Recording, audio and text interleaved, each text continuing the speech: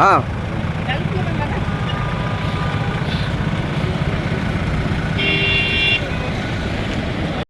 विवाद चल रहा था वगैरह, स्वामी प्रसाद मौर्य अपनी बातों पर कायम है। क्या जो बातें कर रहे हैं क्या हद तक आप सही मानते हैं? देखिए, एक दिमाग के दिवालियापन हम उसको कहते हैं। जब ये 4 बार बहुजन समाज पार्टी की सत्ता में मंत्री थे, तब इनको ना तो महिलाओं का अपमान समझ में आया, ना पिछड़े दलितों का अपमान समझ में आया।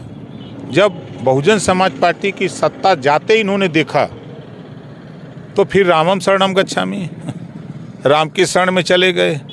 तब उसी रामचरितमानस, माला फूल चढ़ाए, राम राम जपना, पिछड़ों का माल लूटना, यही न किए। 5 साल माला चढ़ा के बेटी को सांसद बना लिया, खुद मंत्री बन गए।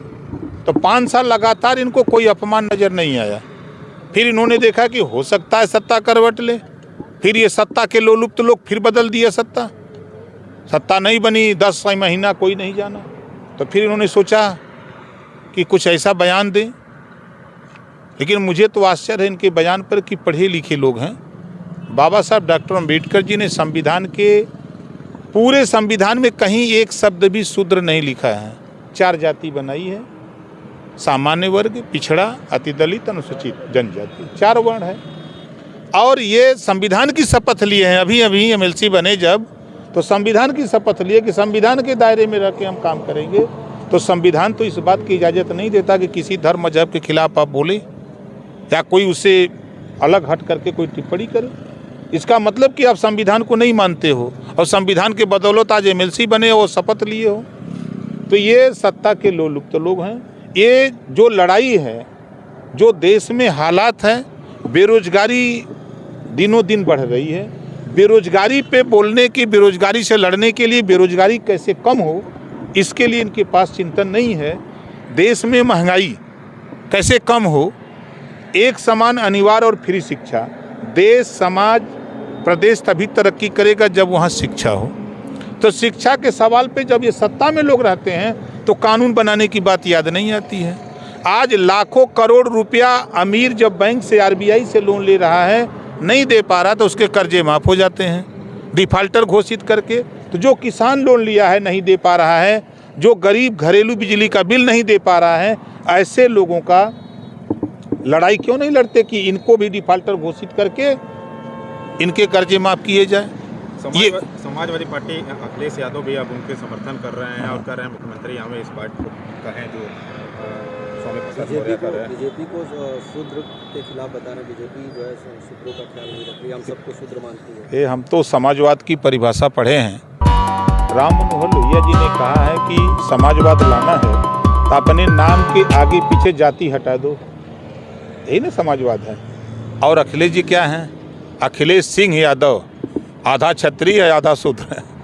उनकी भाषा में यही ना, आधा क्षत्रिय आधा शूद्र हैं। तो पहले तो वो तय करें कि शूद्र वाले गोल में है कि क्षत्रिय वाले गोल में है। इतना तो दोनों हैं। प्रकाश जी, मोहन भागवत जी अब समर्थन कर रहे हैं स्वामी प्रसाद मौर्य का। वो कह रहे हैं ब्राह्मणों ने जातियों में बांटा है, लोग विभाजन ब्राह्मण की ही देन है। अब ये मोहन भागवत जी के बयान को पूरा हमने अध्ययन अभी नहीं किया है। अभी तो हम मऊ में महिला महारैली को लेकर के हम वहाँ व्यस्त थे, वहाँ से निकले हैं, रात को आए हैं, सुबह उठे हैं, नहा के भाग के इधर। अब उनके बयान को पढ़ लें कि क्या बयान है। तब जो कर रहे हैं वो सही है, ब्राह्मणों ने बांटा है देश में। अब वो देखिए नहीं, अब ये हम तो पैदा नहीं थे तो कैसे बता दें कि कौन बांटा कौन नहीं बांटा। अब जो इतिहास है उसको जब पढ़ा जाए तब मालूम हो। नहीं, अब स्वामी प्रसाद मौर्य जी रामचरितमानस को लेकर किस तरीके से बोल रहे हैं, तो अब आरएसएस प्रमुख भी ऐसे बोल रहे हैं। तो अगर आप नहीं पढ़ा, अगर हम लोग बता रहे हैं तो अगर इस तरीके नहीं, देखिए मोहन भागवत जी के बयान पर, अब जैसे मोहन भागवत जी ये बात कह रहे हैं, कल तक मोहन भागवत जी हिंदू राष्ट्र की बात करते थे। मोहन भागवत जी का बयान अभी हमने देखा कि मुसलमान भी भारत का अभिन्न अंग है। अब उसके प्रति उनका रुख नरम हो गया। फिर उन्होंने बयान दिया कि हम सबको मिल के रहना चाहिए। ये बात 100% सही है। लेकिन अभी जो उन्होंने बयान दिया है, अब उनके हिसाब से अगर वो कह रहे हैं तो भाई पूरी सरकार उन्हीं के इशारे पर चल रही है, तो वो ज़्यादा हमसे जानते हैं। जी, अखिलेश यादव बिहार की तर्ज पर जातिगत जनगणना की मांग कर रहे हैं, क्या लगता है, आप क्या कहें इस पर? नहीं, देखिए, हम तो आप लोगों के साथ 20 साल से बात कह रहे हैं ना कि जातिवार जनगणना हो। तो ये जब सत्ता में लोग रहते हैं तो क्यों नहीं कराते?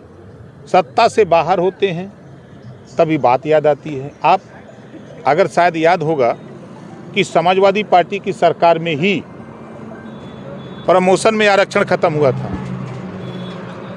प्रमोशन में आरक्षण खत्म किसने किया? समाजवादी पार्टी। 4 सितंबर 2013 को हाई कोर्ट ने आदेश दिया कि 12 जातियां 27% आरक्षण का लाभ ले रही हैं, शेष जातियां नहीं पा रही हैं, तो शेष जातियों को उत्तर प्रदेश सरकार बांट के दे। उसमें मुख्यमंत्री कौन था? अखिलेश यादव जी थे। इन्होंने वो भी काम नहीं किया। 14 सितंबर 2013 को हाई कोर्ट ने भी एक आदेश दिया कि जो पढ़ाई शिक्षा का उत्तर प्रदेश में 2 तरह की शिक्षा है, एक समान शिक्षा किया जाए, पाठ्यक्रम एक बराबर हो, सरकारी स्कूल हो चाहे प्राइवेट, एक पुस्तक एक किताब लागू हो, एक सिलेबस चले, उसको भी नहीं किया। तो ये जब सत्ता में लोग रहते हैं, जब पावर होता है करने कराने का, तब तो इनको याद नहीं आता है, और सत्ता से बाहर आने पर सारी चीज़ें याद आती हैं। तो स्वामी प्रसाद मौर्य समर्थन कर रहे हैं मोहन भागवत की जो बातें मोहन भागवत ने कही है। अब हो सकता है भाई मोहन भागवत जी को उनकी बात अच्छी लग रही हो, लेकिन हमको तो नहीं। जो संविधान के दायरे में जो बाबा साहब डॉक्टर अम्बेडकर ने संविधान के बदौलत देश चल रहा है, तो उस संविधान में ऐसा कुछ नहीं है कि किसी भी धर्म के खिलाफ कोई टिप्पणी करे, कोई बात करे। उन्होंने कहा है कि भारतीय संविधान की धारा 15 कहती है कि जाति, पंथ या रंग के आधार पर कोई भेदभाव नहीं होना चाहिए। संविधान की भी बातें वो करें। तो भेदभाव कहाँ कोई कर रहा है? नहीं, जिस तरह से इसमें रामचरितमानस में उनके हिसाब से जो भेदभाव किया गया है। इतने दिन कहाँ थे लोग? इतने दिन कहाँ थे? अगर इसमें आज चर्चा क्यों हो रही है? सवाल इस बात का भी है ना, आज चर्चा क्या लग रहा है, क्यों इसको चर्चा? क्या दलित वोट बैंक की राजनीति हो रही है, क्या हो रहा है? देखिए, सारी खुराफात वोट के लिए हो रही है। इस देश में सारी खुराफात वोट के लिए हो रही है और कहीं कुछ नहीं है। मोहन भागवत भी हमें लगता है इसी वजह से ऐसी आप बताएं। नहीं, देखिए, अब सब लोग जानते हैं आरएसएस के इशारे पर देश और प्रदेश की सरकार है, सब लोग जान रहे हैं ना। तो वो जो कह रहे हैं तो उसके पीछे वोटें हैं और कुछ नहीं है। सारी लड़ाई वोट के लिए है। जितना नेता बोल रहे हैं सब वोट के लिए लड़ रहे हैं। मंत्री जी, लखनऊ में रामचरितमानस की प्रतियां जलाई गई थी, उसको लेकर के सरकार ने जो है उन लोगों पे FIR भी दर्ज किया था, उन लोगों पे रासुका लगा दिया है। बिल्कुल, ऐसे लोगों के खिलाफ कार्रवाई होनी चाहिए, हम भी उसके पक्षधर हैं। तो इस तरीके से जो विरोध कर रहे हैं उन पे भी कार्रवाई होनी चाहिए? बिल्कुल होना चाहिए। तो संघ प्रमुख पे भी होना चाहिए? अब सरकार का काम है ना। नहीं, अभी आप बोल रहे हैं कि बिल्कुल होना चाहिए। तो अगर संविधान के दायरे में अगर कोई गलत काम करता है, कानून के दायरे में, उनके खिलाफ तो कार्रवाई होनी चाहिए।